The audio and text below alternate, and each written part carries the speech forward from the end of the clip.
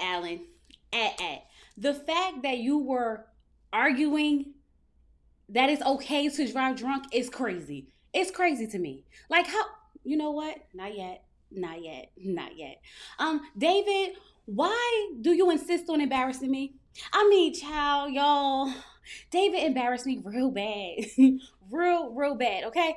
And Dr. Pia, Pastor Cal, we gotta talk. We gotta talk because I feel like we really didn't resolve anything. Why in the world were y'all coddling a catchy? Please explain. Explain. Hey y'all, it's Chloe and we're back with another video. Married at First Sight, season 18, episode 11. Y'all, we are 26 days away from decision day and we ain't getting nowhere. I don't know if the couples are getting worse or better. At this point, just break up. Just break up. But I will say that this episode was very slow because after last week's episode, when they came in swinging, they was like, let's slow it down for a minute, okay? Even though it was slow, we still got some things to get into. But before we do, if this is your first time here, sit back, relax, watch the video through. And if you like what you see and you like what you hear, go ahead and hit that subscribe button. If you are one of my lovely members or subscribers, hey y'all, how y'all doing? I'm doing okay.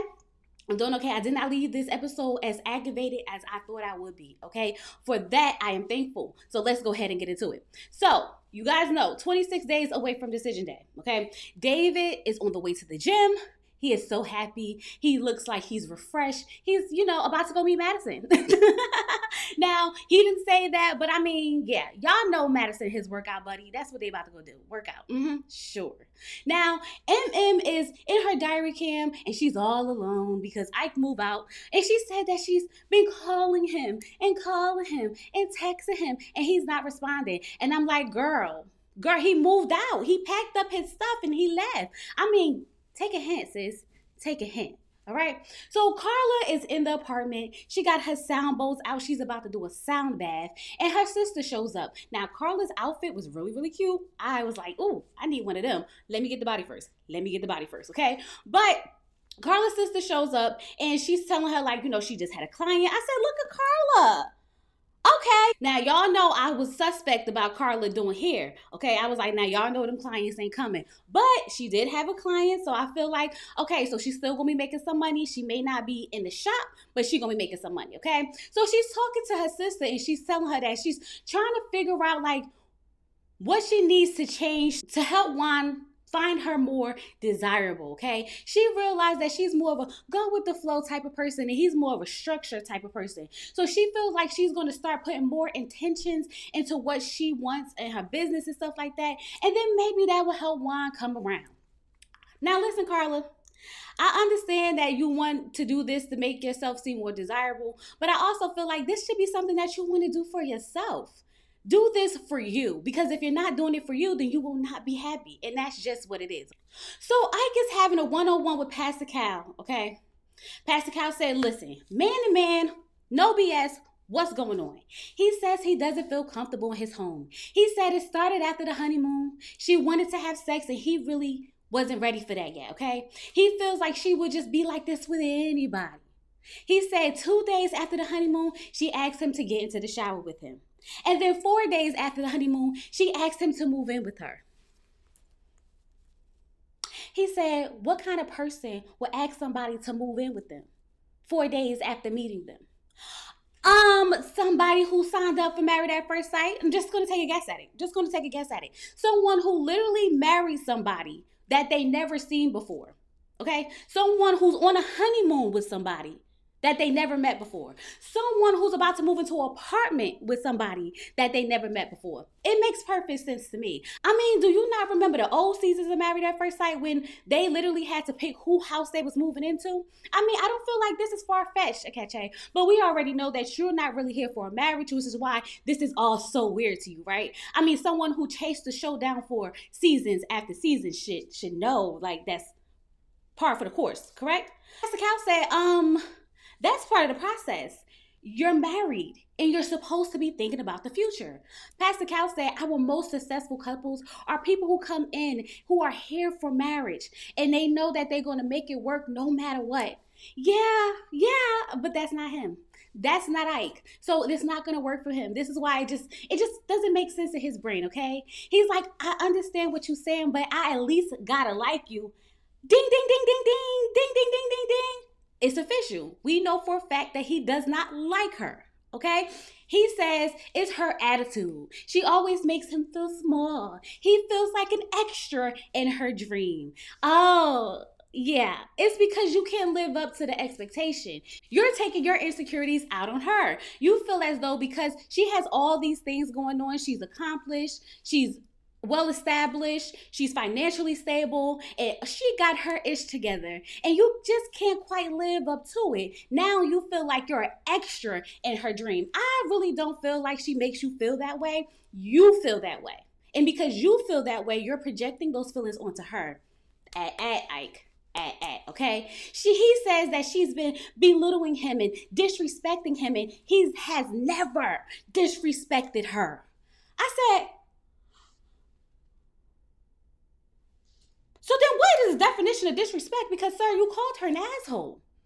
You called her a predator. You called her aggressive. You walked out on her many of times. I've seen you literally verbally abuse this woman, and you are sitting here talking about you've never disrespected her. Even Pastor Cal was like, well, hold on now, because you did call her an asshole. And then he was like, yeah, I mean, you're right. I did. I did disrespect her. You're damn right you did. You're damn right you did. But the part that got me was the fact that he was like, well, if you act like an asshole, then I'm going to call you an asshole. So therefore, you are an asshole. Because that's what you've been acting like this whole time, an asshole. He takes no accountability whatsoever. He says he's starting to see the real her and he just doesn't like it. Akache missed me with it. Miss me with it. Everything is MM's fault. Everything is MM's fault. You play no part in this whatsoever. She's just the worst human being on the planet. Right? Right? Okay. Please. Pastor Cal wants them to at least talk so that they can see how they're perceiving each other. Whether they, stay together or not, he just wants them to come to a resolve. I can't stand Akache. He's like, it's easy to talk to you, but I don't know about that other conversation. Sir, just don't come. Just don't come. Leave the show. Leave the show, take the fine, and be on your way. Because you obviously don't want to be here. And sir, respectfully, we don't want you here. We don't, okay? So Madison is on her diary cam, and she said that her and Allan had went out the night before. They got back to the house, and Allan picked up his backpack and said that he was leaving, okay? She was trying to tell him it wasn't a good idea because he had been drinking, and he was brushing it off like, oh, it's only 15 minutes, it's only 15 minutes, and he left. She's upset because she knows people who have DUIs, who, struggle with alcohol and things of that case. So, of course, this hits close to home. And I totally understand Madison. But my thing is, Allan, where are you going at 2 a.m.? Why can't you why you can't stay home? I'm just so confused. Something about Allan's story just does not sit right with me. You came home from drinking and you needed to go home? Why? Why, Allan? Why? Questions that need answers. I feel like, Madison should have asked a little bit more questions, but we know Madison don't really care where he going or what he doing. She just didn't want him to be doing it while he was drunk. That's all. That's all. David is talking to Dr. Pepper because they're waiting on Michelle, and he expressed how he's been getting punched and punched and punched, and he just doesn't feel like he's enough for her, even though he knows that he can provide what she needs. Dr. Pepper said Michelle's working out of fear. It's not you, David. It's her. So Michelle comes in acting like everything is all great and everything's cool. And she's like, we're getting better. We've been talking. And I'm like, y'all not getting better? What fantasy reality world are you in, Michelle? What is really going on? Y'all been talking? Woo! Now y'all perfect? Get out of here. Please go away. Go away. Dr. Pepper wants them to open up about their childhood and their family, okay? So David brought up how he was taken out of public school and put into private school, and how it was hard for him, especially because it was a predominantly white school. He just couldn't understand why they did that, okay? They did that because they wanted you to have a better education, David. Your family has been looking out for you from the very beginning up until today, okay? up until today, and we love that for you. Michelle talks about how she grew up poor and how she was embarrassed and she had reduced lunch and stuff like that, and she doesn't want to go back to that struggle. Now, Michelle, I completely understand you, right? I am one of four, actually five, because I was a twin and my twin passed away, right? My mother was on welfare, Section 8, all the things of the things, okay? We had free lunch. Forget reduced lunch, free lunch. But what I will say is that when you come from humble beginnings, you tend to be somewhat of a nicer, understanding person, not someone who turns their nose up at somebody. And that's what bothers me the most about Michelle, is because she wants to come off as if she's just like this perfect human being who has all her ish together and doesn't want to acknowledge the fact that, she came from humble beginnings. And anybody who isn't where she is right now is no good in the scum of the earth. And that bothers me so much, okay? But even after expressing her humble beginnings, she turns around and tells David how he's 10 years behind her, lifestyle and maturity wise. Just because David isn't walking around with his nose turned up all the time does not mean he's immature.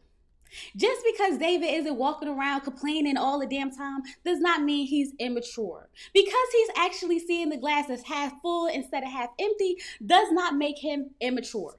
Okay, but David, I don't know, child. I've been trying to defend you. I really have, but then you go ahead and you keep embarrassing me, okay? David talks about how his savings isn't where, hers is. His money isn't where hers is. Well, that solves it. He's literally not going to be able to provide the lifestyle that she feels she deserves because she makes more than him and probably has more savings than him. Okay.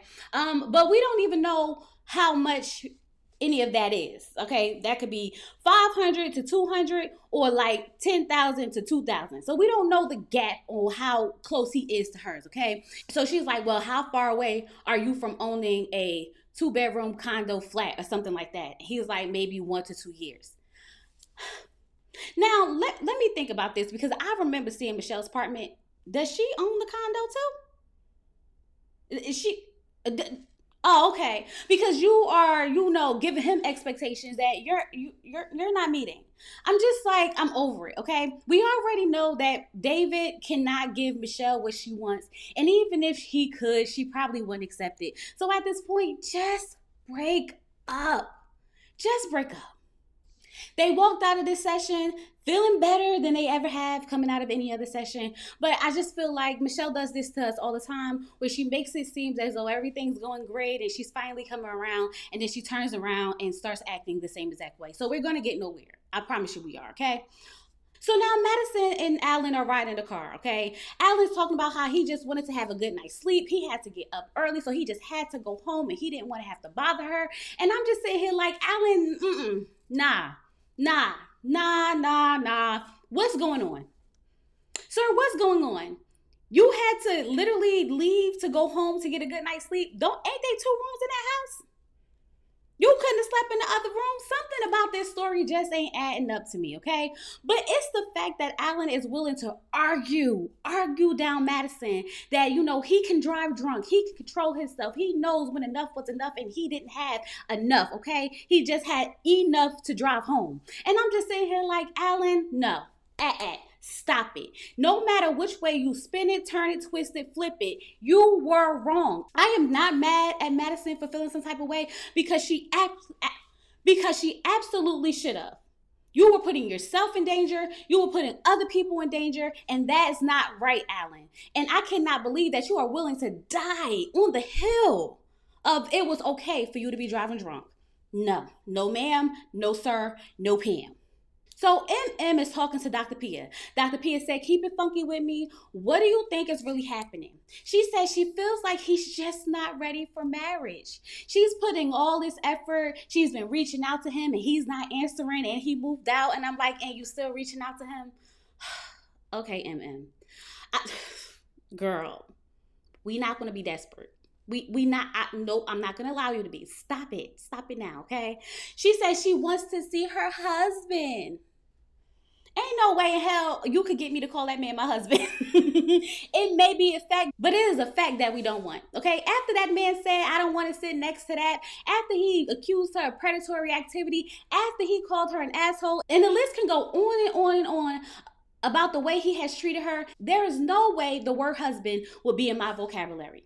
Nope, absolutely not. But anyway, Dr. P is like, if he's done all these things to you, why do you still want to be with him? I said, that's the question we all got. That's what we all want to know. Why, Why? We know. It's because you signed up for a husband, you signed up for this show, and you want to put in the effort until it's over and done with. I applaud you. Better than me, but I understand it, okay? But essentially said it's because she feels like it's a defense mechanism. Bullshit. Bullish. Nope, I'm not buying it. I don't care how you may feel it's not that. He doesn't like you. He doesn't want to be around you. He wants nothing to do with you. That's all it is. So Dr. P is like, yeah, but you did, call his suit ugly. And he did call her an asshole. Uh can we compare? Please, okay, please. So then Dr. P asked M what does she think she needs to be accountable for? I said, okay, let's flip it on now. Let's really get to the bottom of why Akeche is treating like an asshole and calling her names and whatnot, so we can find out why she deserves to be treated this way. Child, what? But anyway, she says she does ask a lot of questions, okay? But it's because the answers he gives her are fluff, okay? She wants him to expand on it. We've been saying that. He literally is giving her nothing. So she has to constantly ask questions. Listen, if I say, what's your name? And you tell me, my name is Chloe, okay? And then I say, oh, okay, Chloe liked the perfume? Yeah, Chloe liked the perfume. Or I can say, yeah, Chloe liked the perfume. My mother actually named me after that. There's a difference between how someone answers a question to continue conversation versus just throwing out an answer. Like, just because she asked you a question doesn't mean you have to give a one-word answer. I thought this was called conversation. It wouldn't be just her asking questions if he actually expanded on the answers. But because he doesn't care, and because he doesn't actually want to talk to her, and because all his answers are BS, he just doesn't want to be asked no questions, so he doesn't have to answer anything. I'm so over it.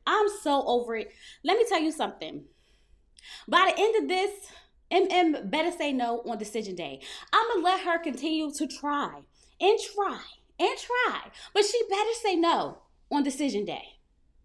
Now, while I do agree with Dr. Pia about meeting him halfway and leading with emotion and not facts, I do understand. I do agree. But that's not going to work with him. Nope. Wrong person. That would work with a person who actually wants to be in this marriage, but it's not going to work with Ike. It's just not. He is talking to Camille and Thomas. Thomas looks good in his little suit and his earrings, okay? Camille definitely done turned Thomas out just a little bit, okay? I like the swag on him. I do, okay? Dr. Pepper gets Thomas to open up about his dad. And Thomas talks about how his dad taught him how to be accountable for his mistakes and to make changes from the mistakes, okay? He does get emotional because we know his dad is no longer here, and he really looked up to him, okay? Camille appreciates his vulnerability and his openness. Camille goes into the conversation about her parents' divorce and how it affected her and how it made her who she is. Someone who always has to step up and show up for others. Now, I was wondering, Dr. Pepper, why? Why do we need to have this conversation? But I realized that it was because we needed to get Camille to start being vulnerable and to really get emotional and soften up, okay? That's what I got from the conversation. It's because we've seen Thomas become vulnerable, but we really need to crack that shell when it comes to Camille. So this conversation definitely made sense to me. Dr. Pepper wants them to write a letter to their younger selves. I was like, dang, we haven't did that exercise in a while. So it's good to see that come back, but only for this couple. I guess because they're the only one making progress at this point. So maybe that's why. But anyway, Thomas wants Camille to continue to open up, okay? Because it helps build intimacy. When they was folding them clothes, you can tell that he's like, I need you to open up. I need you to be vulnerable with me because that's going to build the intimacy. Camille says she cries like once a year. And I'm like, if you want to cry, it needs to be with your husband. You need to feel safe. I really love the fact that Camille and Thomas are starting to build an emotional intimacy. So Carla and Juan go out to eat, right? The food looks good. Now this ain't the sushi spot that Michelle and David went to, okay? So Juan asked Carla how she was doing with her business and everything like that. Carla pulls out her notebook, okay, because she's ready to pick his brain. She want to ask some questions. She want to figure out all the things of the things, okay? Juan's like, oh, really? Look at you. I said, okay. So he's definitely bringing out a different side of Carla, really trying to get her to zone in. And I like that, okay? But she's telling him the kind of hair salon she wants, where it's one chair, she does the hair, then she does the Pilates and the sound bowls and heal the spirit and heal the mind and heal the body and fix the hair. She wants to do all of that. And Juan was like, I feel like you should have more people, more chairs, so that people can pay you and you can build a franchise, and you got to think bigger. This can be more than just you. And I'm like, but that's not the plan. See, sometimes just because she wants to be an entrepreneur doesn't mean that she wants her business to be a franchise. Maybe this is the intimate salon that she wants. I feel like Juan always thinks big. And for Carla, she will be happy as long as she is happy doing what she wants to do and making enough money to provide her the life that she needs. Okay, so I'm starting to see a different side of Carla. If she can put her idea into plan, I feel like there are going to be people who will love that. Now, will it be like the biggest phenomenon? Probably not. But will she be happy? Absolutely. Will it make a little bit of revenue? Absolutely. Absolutely. So Allan's in his diary cam, and he's starting to have a realization of the fact that he's been changing a lot about himself, okay? He's been doing a lot of tweaks here and a lot of tweaks here to get Madison to like him, and she still don't like him, and he's trying to figure out if all this is worth it. Allan, I hate to say it, it's not worth it. It's not. Sorry. So Michelle is shopping for David, right? She's in there trying to elevate his look. Okay, so I'm like, all right, you know what? Let's go with it. Let's see what it's going to do. Let's see what it's going to give. Child, do y'all not know that I'm sitting here looking for the elevated version of David? It never showed up. It never showed up. I really feel like he always looked like that to me. I really don't know what Michelle thought it was giving, but baby, it wasn't giving none of that. And then, like, she brought him there, but she wasn't paying. She wasn't paying. David said, I guess I'll get like one thing. He didn't want none of that stuff. I felt like it literally gave David. I don't know if that's a good thing or a bad thing, okay? I don't know if it's good because it's like still true to him with a little bit extra, or if it's bad because, like, girl, what was that? You know what I mean? Like, what was that? Child, anyway. So Allan and Madison go to sit down with Dr. Pepper. Allan talks about how he came in 100% himself, and he has tried to change things to help Madison feel attracted to him. But he doesn't know if she actually finds him attractive. Allan said, well, that's great, but I mean, do you find me attractive? Like, it's cool to be a nice guy.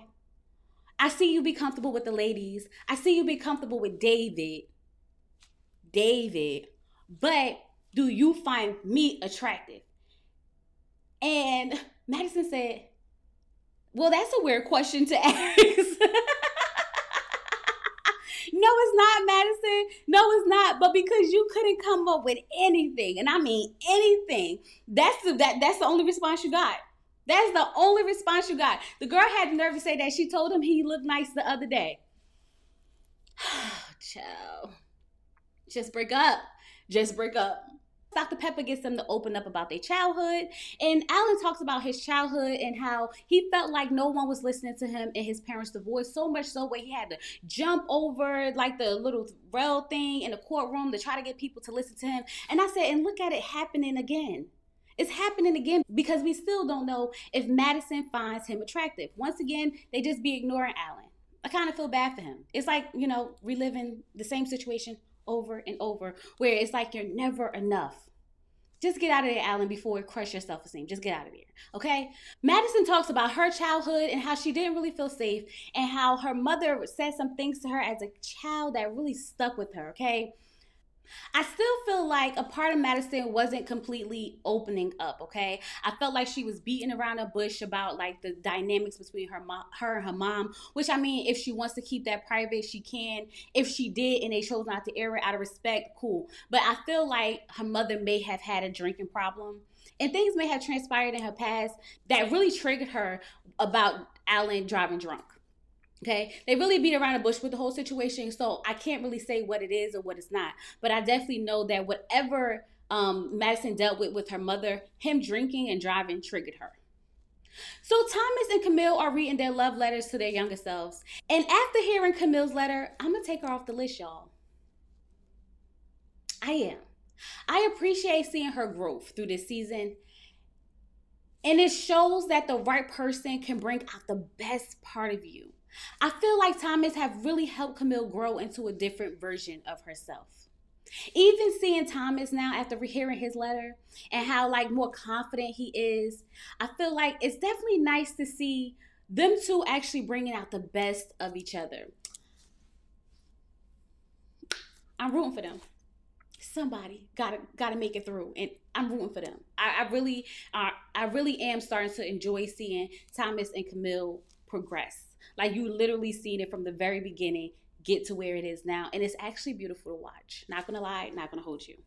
But I will say that I hope Camille actually accepts the healthy relationship because she did mention how in her past the guys would say things to get in her drawers, and then once they get with her, it's like whatever, okay? So I'm hoping that she accepts this happy relationship and does not sabotage it. And I really hope that Thomas is really who he is portraying to be.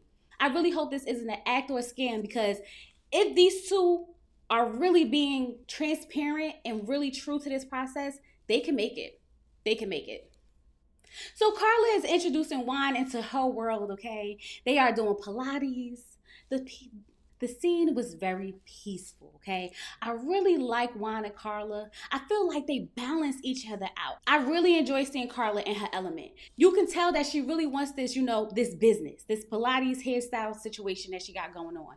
But I just want her to put the action behind it. See, the thing that's good with Juan and Carla is that Juan has the structure that Carla needs. And Carla has the energy and the freeness that Juan needs. But Juan needs to understand her vision and not try to make it his.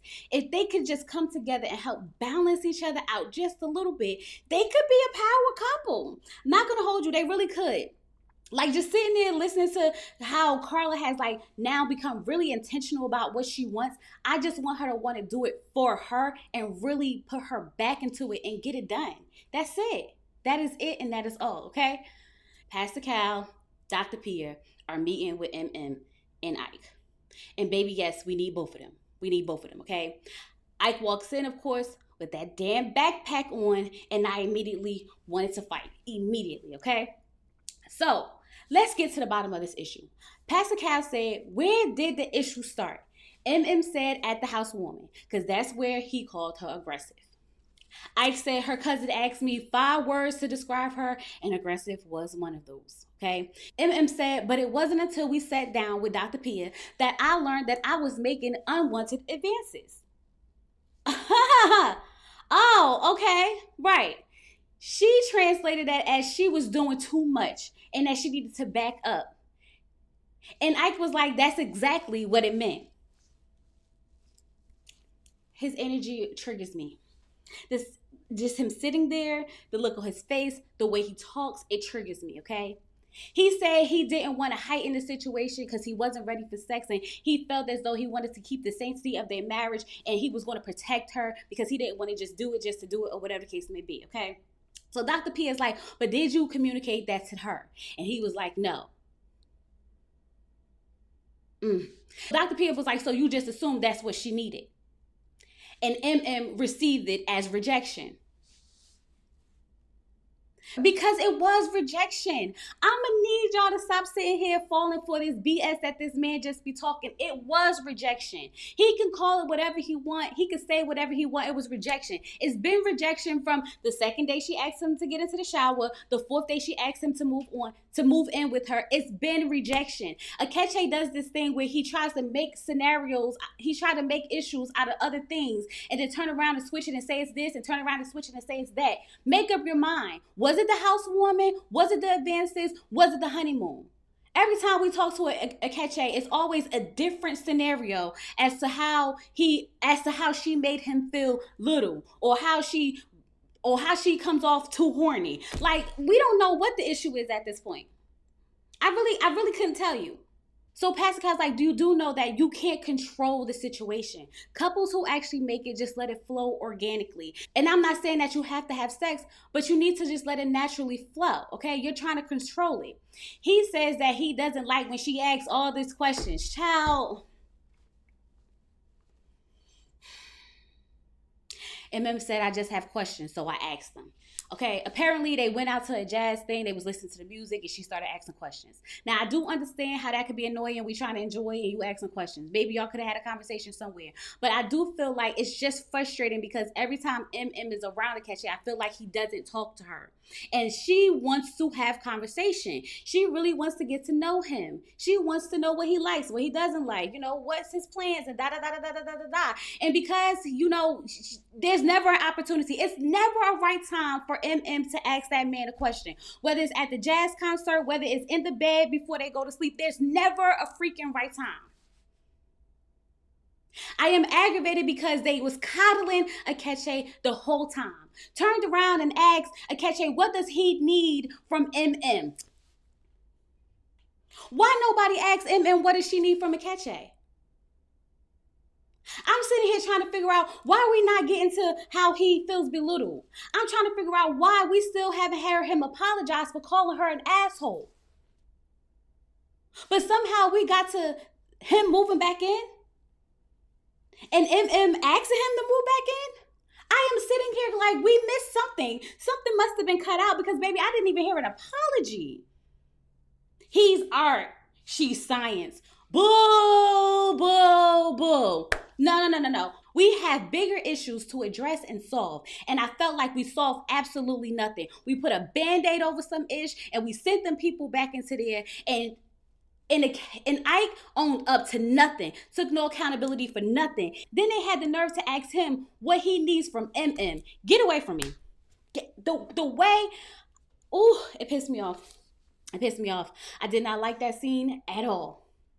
At all. But y'all, that was Married at First Sight. Season 18 to episode 11. Now, next week is going to be crazy because this episode was so calming that they're preparing us. This is a calm before the storm, okay? So, y'all, we still strapped in. We going on this ride, okay? If you did not subscribe, make sure you hit that subscribe button. Share with your friends. Share with your friends. Share with your friends. Like the video. Like the video. Like the video. Let's shoot for 900, 1,000 likes. Let's get the likes up, okay?